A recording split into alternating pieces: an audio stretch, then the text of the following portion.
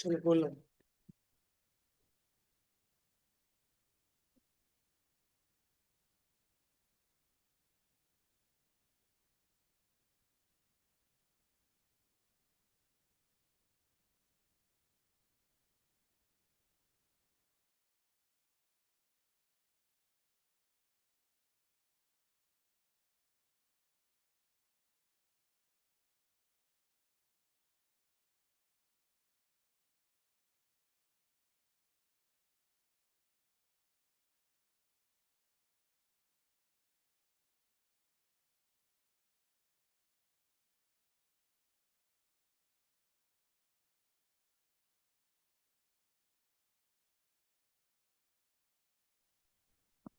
भैया जय जिनेन्द्र।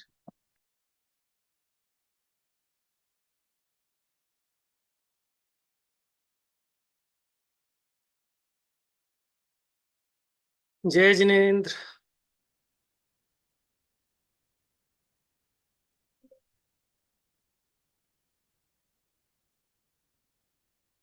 हाँ जी।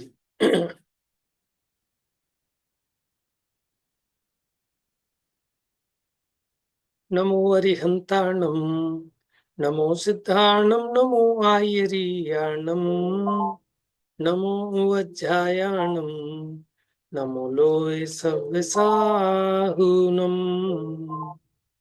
इंद सदवंदयाणम, तिहुअण हिद मधुर विसद काणम, अंतातीत गुणाणम, नमो जिणाणम, जिद भवाणम। तो बंध तत्व की चर्चा चली गाथा 156 के आधार से। बंध चार प्रकार का: प्रकृति, प्रदेश, स्थिति, अनुभाग। प्रकृति प्रदेश तो बलवान नहीं है, स्थिति अनुभाग बलवान है। प्रकृति बंध क्या होता है कि जो कर्म का आश्रव हुआ उसका 8 प्रकृतियों में विभाजन होता है, ज्ञानावरण आदि में। इसको कहते हैं प्रकृति बंध। प्रदेश बंध, कितने नंबर ऑफ कर्म परमाणु आए उसको कहते हैं प्रदेश बंध। स्थिति बंध, वो कर्म आपके साथ कितने समय तक रहेंगे वो स्थिति बंध है। और उनके फल देने की सामर्थ्य, फलदान क्षमता, उसको कहते हैं अनुभाग बंध। तो योगों के माध्यम से प्रकृति और प्रदेश बंध होता है और कषाय से स्थिति अनुभाग बंध होता है। ठीक है, तो जो स्थिति अनुभाग बंध है वही बलवान है, प्रकृति प्रदेश बलवान नहीं कहा। चलिए अब गाथा 157 देखते हैं। मिथ्यात्वादी द्रव्य पर्यायों का भी बंध के बहिरंग कारण पने का प्रकाशन। अब देखो, जो बंध होता है इसके हेतु बताएंगे आपको। बहिरंग हेतु क्या है? हेतु चतुर्वियप्पो अट्ठवियप्पस्य कारणं भणिदम् ते सिंपिय रागादि ते सिंभावेण भजन्ति। अष्ट कर्म बंधन के कारण हेतु चार जो हैं होते, उनको कारण रागादिक है, उन बिन कर्म नहीं बंधते। देखिए, 4 हेतु हैं कर्म के बंध के: मिथ्यात्व, अविरति, कषाय, योग। ठीक है, अथवा कई जगह जब 5 गिनाते हैं तो एक प्रमाद को अलग से गिना देते हैं, नहीं तो प्रमाद को कषाय में गर्भित कर लेते हैं। पढ़िए अन्वयार्थ।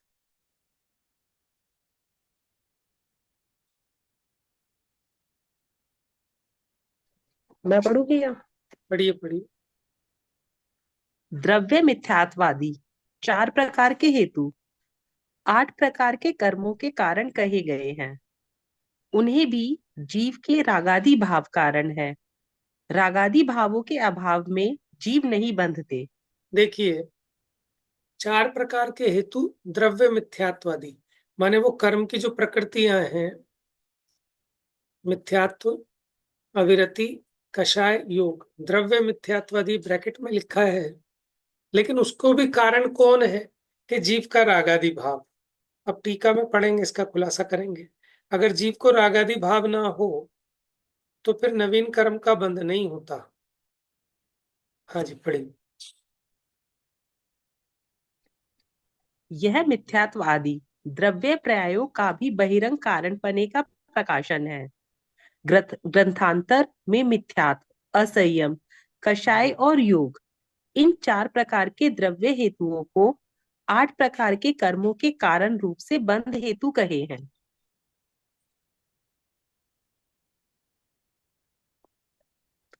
उन्हें भी बंध हेतु पने के हेतु जीव भावभूत रागादिक है। हाँ, इतनी बात क्योंकि समझिए। राग देखिए, जो कर्म का बंध होता है, 8 प्रकार का कर्म बंध, उसके हेतु क्या बताया? मिथ्यात्व, असंयम, कषाय और योग। असंयम को ही अविरति भी कहते हैं। मिथ्यात्व तो आप सब समझते हैं।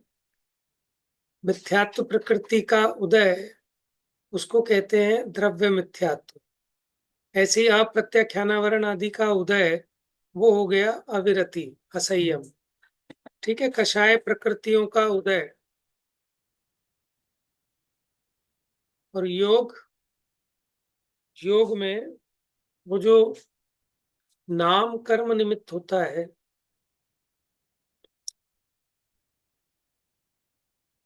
तो अब इनको हेतु कहा। लेकिन ये जो बंधपने का इनमें हेतुपना आता है, उसका भी हेतु जीव के रागादिक है। अगर जीव रागादिक ना करे, तो वो जो पुराने कर्म का उदय आया, वो नवीन बंध का कारण नहीं हो सकता। अब पढ़िए। क्योंकि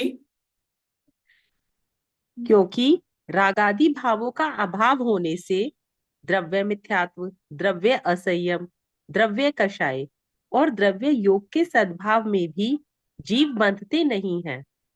इसलिए रागादि भावों को अंतरंग बंध हेतुपना होने के कारण निश्चय से बंध हेतुपना है, ऐसा निर्णय करना चाहिए।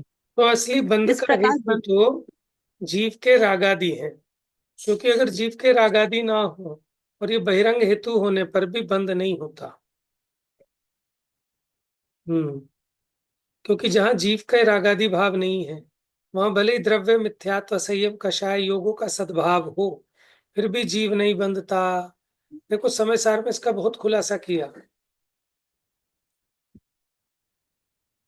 कि अगर वो है ना, जैसे हिंसा से जीव नहीं बनता, अगर हिंसा से बंद होता होता तो मुनिराज को भी बंद होना चाहिए। क्योंकि लेकिन वो प्रमाद का अभाव है, अंदर में उनके रागादि नहीं है, तो इसलिए बाहर में कदाचित जीव उनके निमित्त से मरते हैं। ठीक है। वो कितना भी बचा के चले, फिर भी जीवों की हिंसा तो होती है। तो ये समय सार जी में बंद अधिकार में है, या बंद अधिकार में ही है शायद। तो ऐसी चर्चा की है कि कर्म बंध का कारण नहीं है, चित्त चित्त की हिंसा बंध का कारण नहीं है। बंध का कारण तो जीव का रागादि विकार है। जैसे उदाहरण भैया वो है उन्होंने, ना, प्राणी मरे या ना मरे, वो बंद हाँ वो भी है। अविरति। और पहलवान का उदाहरण दिया, जैसे वो मिट्टी में व्यायाम करता है, तो मिट्टी बंध का कारण नहीं है। वहां मुदगर चलाता है, तो वो पेड़ आदि का नाश होता है, उस वो भी रजबंध का कारण नहीं है। रजबंध का कारण उसके शरीर पर लगा हुआ तेल है। उसी प्रकार उन्होंने वहां कहा कि वास्तव में तो बंध का कारण अंतरंग जो जीव को होने वाले रागादि भाव हैं, उन्हीं के बंध का हेतुपना है। क्योंकि उनके अभाव में बाहर में मिथ्यात्वादी सब मौजूद हों, द्रव्य मिथ्यात्वादी, इनको प्रत्यय भी कहते हैं। प्रत्यय का मतलब निमित्त, हेतु, कारण। और द्रव्य इसलिए लगा रहे हैं क्योंकि पौद्गलिक है, जीव के भाव रूप नहीं है। देखो, अब ये तात्पर्य वृत्ति में, अब न केवल योग बंध के बहिरंग निमित्त हैं, अपितु मिथ्यात्वादी द्रव्य प्रत्यय भी रागादिक भाव प्रत्यय अपेक्षा बहिरंग निमित्त है। पहले तो हमने कहा ही था, योग को बहिरंग में कहा था, रागादि को अंतरंग निमित्त कहा था। अब वो कह रहे हैं इसके अलावा जो द्रव्य प्रत्यय हैं, वो भी बहिरंग निमित्त हैं। किसकी अपेक्षा? क्योंकि रागादि प्रत्यय को अंतरंग निमित्त कहा, तो ये मिथ्यात्वादि को बहिरंग निमित्त कहा। हाँ जी, प्रश्न है आपका।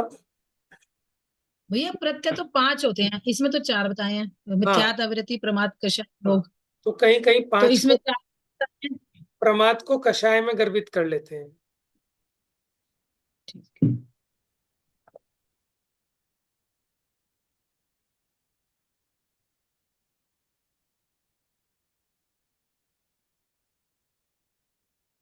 हाँ जी,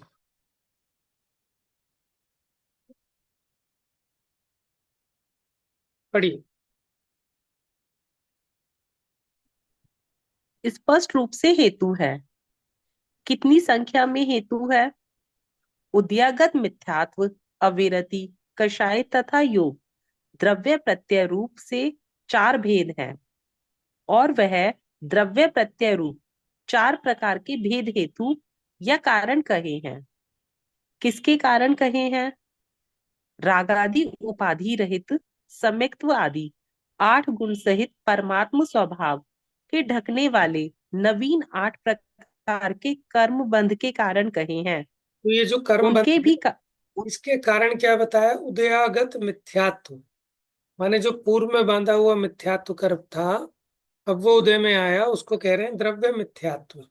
अविरति किसको कहेंगे? अप्रत्याख्यानावरण आदि कषायों का उदय, वो अविरति।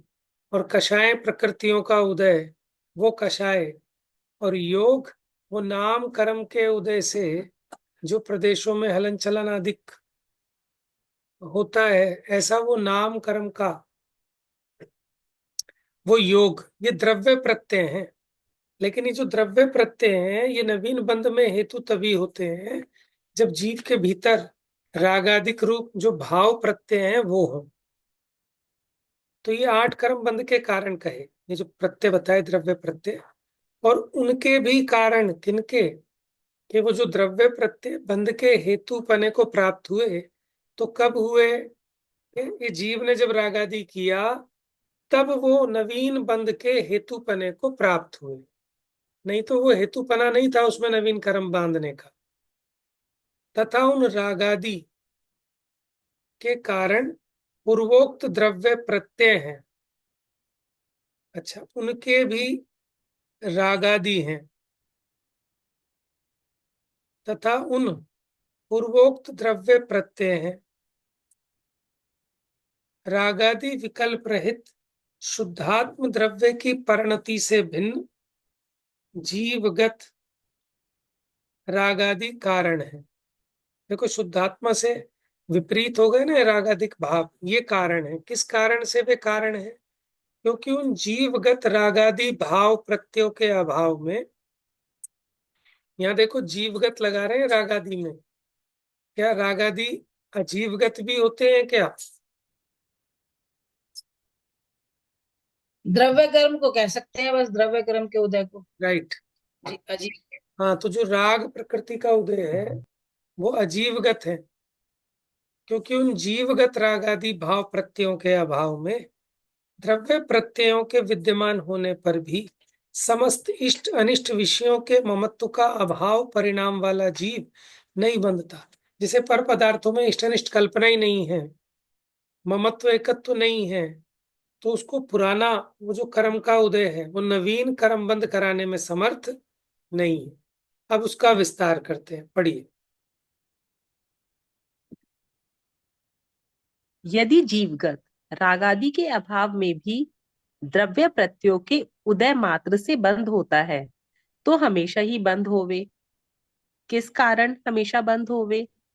क्योंकि संसारियों के हमेशा ही कर्मोदय का विद्यमान पना है। इसलिए जाना जाता है कि नवीन द्रव्य कर्म बंध का उद्यागत द्रव्य प्रत्यय हेतु है, और उन द्रव्य प्रत्ययों का जीवगत रागादि हेतु है। इससे सिद्ध है कि न केवल योग बहिरंग बंध के कारण है, अपितु द्रव्य प्रत्यय भी बहिरंग बंध के कारण है, ऐसा भावार्थ है। देखिए, ये स्पष्ट कर दिया यहाँ कि नवीन द्रव्य कर्म बंध का उदयागत द्रव्य प्रत्यय हेतु है। माने जो पुराने बांधे हुए कर्म थे, अब उनका जो उदय आया ना, उसमें द्रव्य प्रत्यय उनको कहा, तो वो नवीन कर्म बंध का हेतु है। लेकिन ये नवीन कर्म बंध का हेतु कब है? कि उन द्रव्य प्रत्ययों का हेतु जीव के रागादि है। अगर जीव रागादि ना करे, तो पुराने कर्म का उदय नवीन कर्म बंध को करने में समर्थ नहीं है। इस प्रकार ये 9वां अंतराधिकार समाप्त हुआ।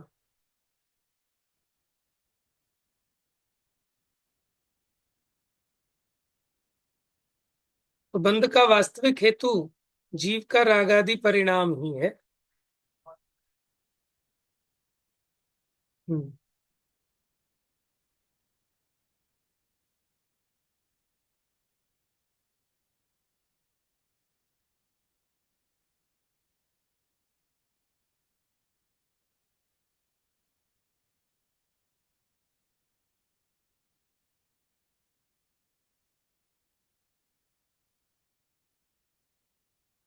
द्रव्य कर्म के मोक्ष के हेतु रूप परम संवर द्वारा भाव मोक्ष के स्वरूप का कथन।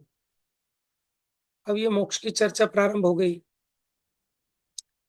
हेदुम भावे नियमा जाय दिनानिस आसव निरोधो आसव भावेण बिना जायदि कम्मस्सदु निरोधो कम्मस कम्मस्सा भावेण य सवर्ण हूँ सब लोग दर्शीय पावदि इंद्रिय रहिदम अव्वाबाहम सुहम नंतम। हेतु के अब हेतु के अभाव में होता ज्ञानी को आश्रव का रोध। आश्रव भाव रोध होने पर होता निश्चित कर्म निरोध। अब हेतु नहीं है माने रागादि नहीं है तो ज्ञानी को कर्मों का आना रुक जाता है। और जब आश्रम रुक जाता है तो फिर कर्म बंद भी नहीं होता, क्योंकि आश्रम होता था तो बंद होता था। कर्म अभाव होने पर होता सर्वलोकदर्शी सर्वज्ञ सौख्य अनंत अतीन्द्रिय पाता बाधा रहित सदा सर्वज्ञ। तो फिर कर्मों का अभाव होने पर उसका स्वभाव प्रकट होता है, सर्वज्ञ और सर्वदर्शीपने को प्राप्त होता है, इंद्रिय रहित अनंत अव्याबाद सुख को प्राप्त करता है। सीधा टीका पढ़िए। यह द्रव्य कर्म मोक्ष के हेतु रूप परम संवर रूप से भाव मोक्ष के स्वरूप का कथन है। हाँ जी, द्रव्य कर्म मोक्ष क्या आश्रम है? ये जो पौद्गलिक कर्म है इनसे मेरा मुक्ति हो जाए। लेकिन उससे मुक्ति कब होगी? कि जब भाव मोक्ष होगा, भीतर में रागादि से मुक्ति होगी, तब कर्मों से मुक्ति होगी। और परम संवर रूप से, क्योंकि वो कर्मों का आना रुक गया और भीतर में रागादि भाव उत्पन्न नहीं हो रहे हैं, तो ये भाव मोक्ष होता है। और भाव मोक्ष से द्रव्य मोक्ष होता है। पढ़िए।